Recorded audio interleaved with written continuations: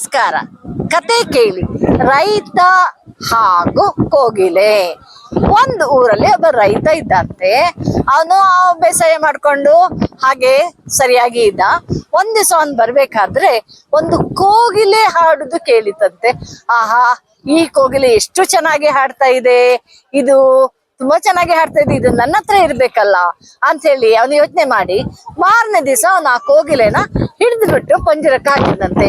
ಪಂಜರಕ್ಕೆ ಹಾಕಿ ಅವನೇನ್ ಮಾಡಿದ, ಅದಕ್ಕೆ ಆಹಾರ ಕೊಟ್ಟು, ನೋಡು ನಾನು ನಿನಗೆ ದಿನ ಆಹಾರ ಕೊಡ್ತೇನೆ, ನೀನು ಹಾಡ್ಬೇಕು ಅಂತ ಹೇಳಿ.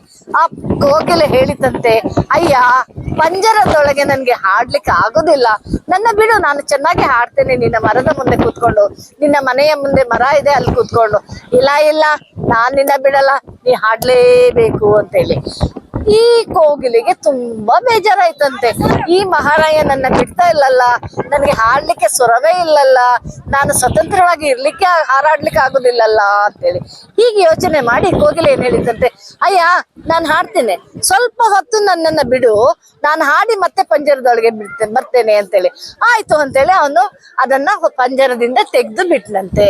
ಹೀಗೆ ಬಿಟ್ಟಾಗ ಅದು ಮರದ ಮೇಲೆ ಕೂತ್ಕೊಂಡು ಹೇಳ್ತಂತೆ, ಅಯ್ಯ ನಾನೊಂದು ಸತ್ಯ ಹೇಳ್ತೇನೆ ಕೇಳು, ಯಾವತ್ತೂ ಕೈದಿಯನ್ನ ನೀನು ಹೀಗೆ ಏನಿಲ್ಲದೆ ಬಿಡಬಾರ್ದು, ನಾನೀಗ ನಿನ್ನ ಕೈಯಲ್ಲಿ ಸಿಗಲಾರೆ ಅಂತೇಳಿ ಹಾರಿ ಹೋಯ್ತಂತೆ. ನೋಡಿದ್ರ ರೈತ ಮತ್ತು ಕೋಗಿಲೆಯ ಕತೆ ಕೇಳಿದ್ರಲ್ಲ.